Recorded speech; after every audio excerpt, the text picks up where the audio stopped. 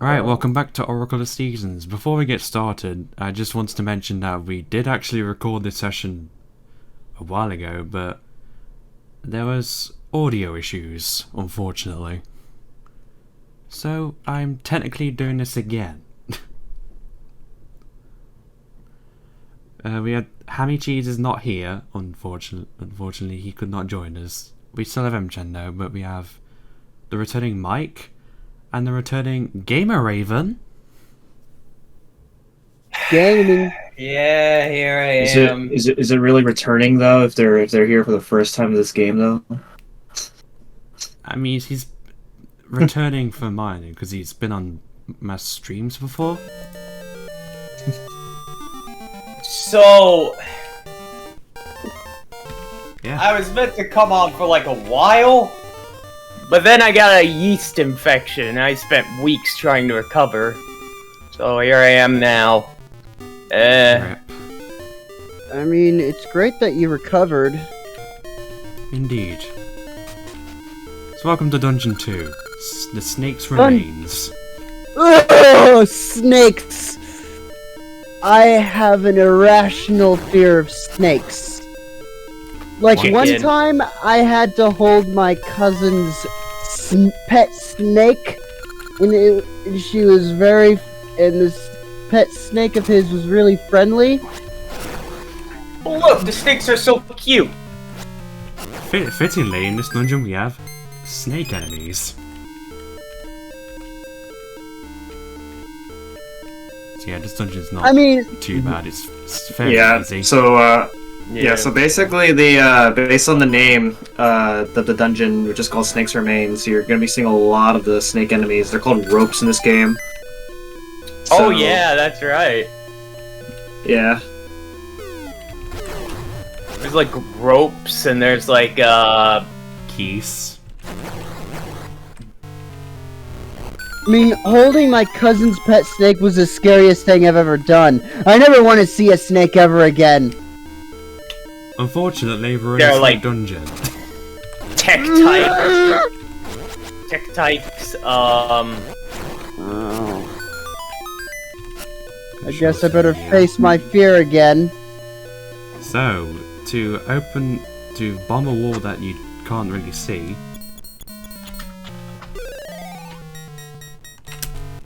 find a wall that makes a different sound when you poke a sword at it. In this case, we find a hidden stash of rupees. So Raven, have you ever played these games before? no, actually. Interesting, since I know you're a big Zelda fan. I'm not really that, Octorox was what I was thinking of. Yes, Octorox. I'm not really that big on Zelda. How dare you? Fuzzy Beetles. I do know an interesting tidbit. I think this one was not even developed by Nintendo. Yeah, both these games are, or at least most of the Game Boy titles, they're developed by Capcom. Yep. Yep, they made these two games in Minish Cap. And Published by Nintendo. yes. Alright, Power Bracelet, we can lift pots now. Yeah. So this is actually one of the more unique dungeons. I think this is actually the most unique dungeon in a way where, well, I guess you'll see in about halfway, when he gets to the halfway mark of the dungeon, this is actually one of the more unique dungeons as far as like layout is concerned. Yeah, we'll see in a moment. Unlike As he's able to pick up these pots here, which allows him to pick up that treasure chest, which contains the map. That's my secret. I'm always angry. There goes Mike again. Calm down, Mike. Going Hulk mode. Yeah, so I can see, unlike Oracle of Ages, there's no level 2 Power Bracelet.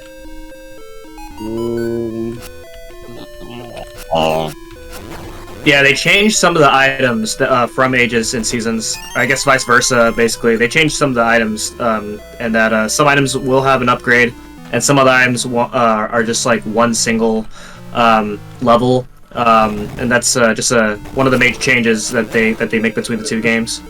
Another thing is all your items do not transfer between the two games, which you know, in a game perspective, it makes sense. Yeah, realistically it doesn't, but yeah, some items are season specific, which we'll find out later on, but this is what Engine was talking about. This is why the dungeon is unique in a way. We're in the overworld now, briefly. Now we're in a different area of Snake's remains. How can I Yeah, and the beneficial thing about having a second part of the dungeon is if you somehow die in this part, then you get taken back to this part instead of in the very beginning of the dungeon. That's nice. Yeah, we need to be quick here. Because the chest will disappear momentarily if we don't hurry. I don't know why it's like that in this room in particular, but... Yeah, this is the only room that does that, but yeah, you have to do this really fast, and if you fail to get the chest, you have to reset the room. That's not good. Come on. There. You keep on blowing yourself up in the face, though, but yeah, there you go, get yourself the key. Luckily, there's a Deku scrub that'll give you a bomb refill. Which I'll take. Yeah. Did not mean to do that. Yeah, if you can somehow get through that part without wasting too many bombs, then yeah, that Deku scrub isn't particularly necessary, but most of the time it is. Yeah. So yeah, with these rings, you can only push them with the power bracelet.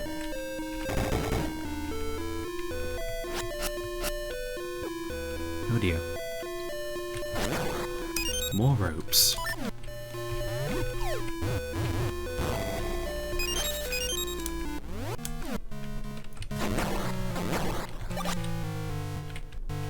Back to another 2D section here.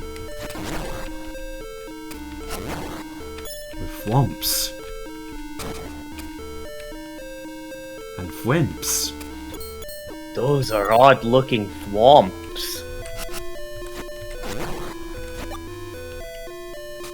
I'm guessing it's the same sprite from Link's Awakening.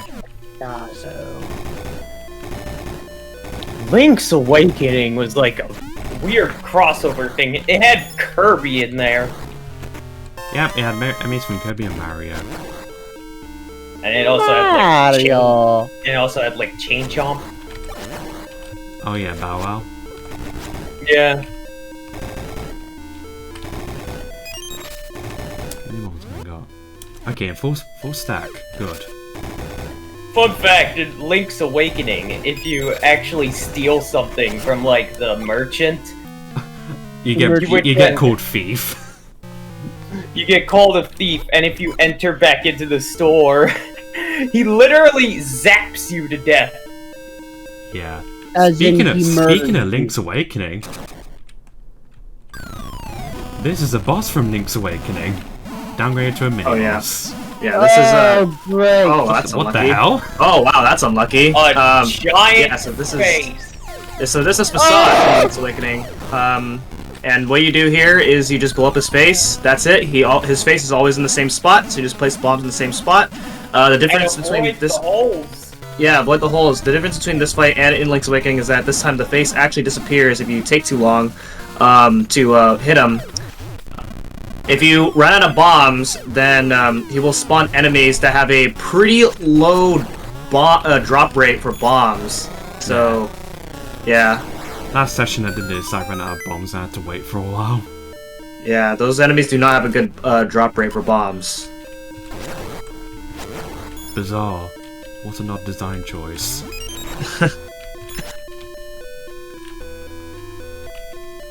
I actually quite like the music in this dungeon. And with the boomerang, you can actually hit these sparks here, and you always get fairies out of them. There you go.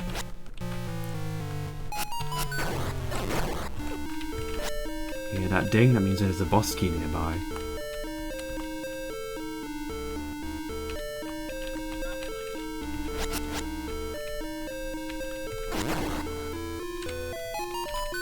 There it is. I'll go this way. I'll blow up that wall over there. So I'm guessing Din's your second favorite Oracle M-Chan, since you said Neighbor's your favorite? Yeah. Then Feroz, number 3. Pole's voice. Since you don't have any music related, we just use bombs. Boom.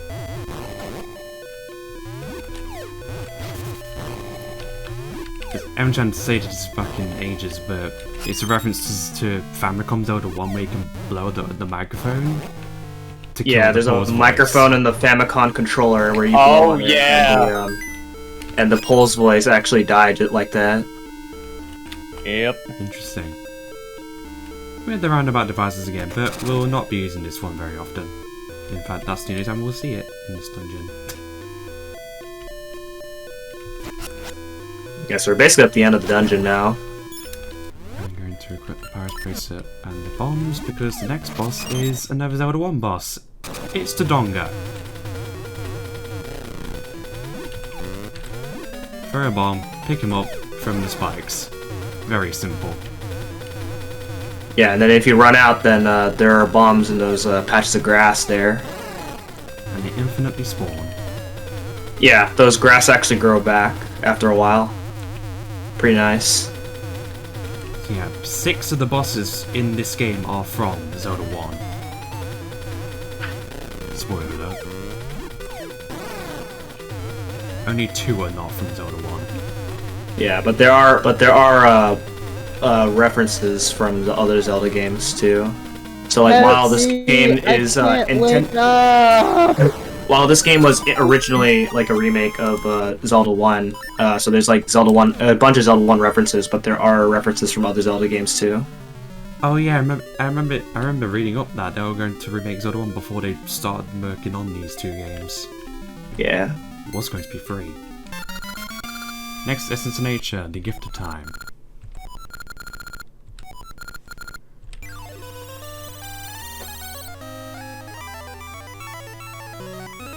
Alright, 2 dungeons down, 6 more to go. Yeah. Oh boy. I'm gonna get another word from the Maku tree.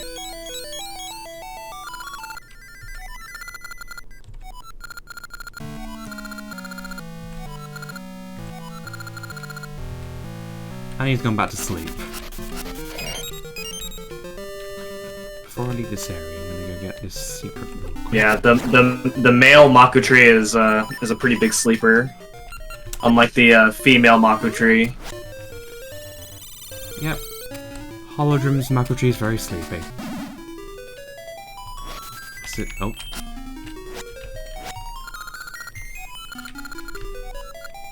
Yeah. Oh, Tingle. Yeah, he was in Ages. Wait, I just realized something. Since this is your second take on this, did you already save in Ages?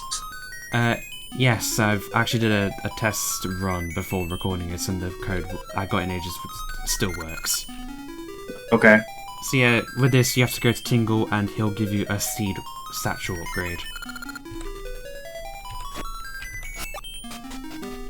You still have to activate it so Ferrol knows what it is. I'm going over here now. Yeah, unfortunately, yeah, he's gonna. Oh god, yeah, he's gonna have to. I don't think he's showing that off. Unfortunately, no. I can't really.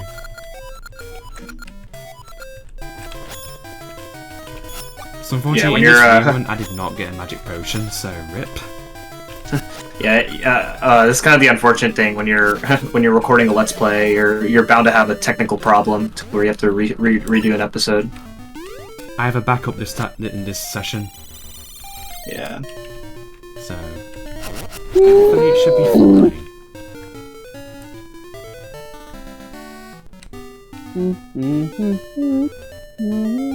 So changing back to winter so I can walk across the ice. And head back this way.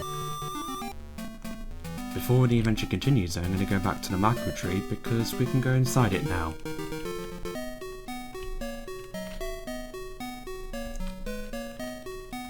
Yeah, so unfortunately, since he already saved in Ages, you just have to talk to Tingle in Ages in order to get the code from Tingle. And you get a Seed Satchel in Ages, which you can then transfer over here. I don't remember if you showed this off in the last session, but you type in this code that you get from Ages over to Seasons, and then you get the reward. That's how you transfer the rewards from Ages to Seasons. Yeah. Which I did last time, but again, technical issues stopped me from happening. Mm. And this is the upgrade we get from Tingle.